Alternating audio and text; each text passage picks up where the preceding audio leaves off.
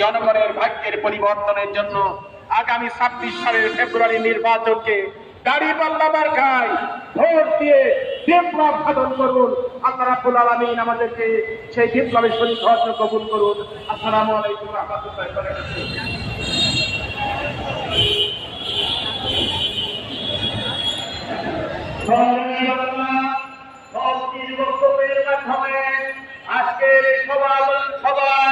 সমাপনী ঘোষণা করা হলো।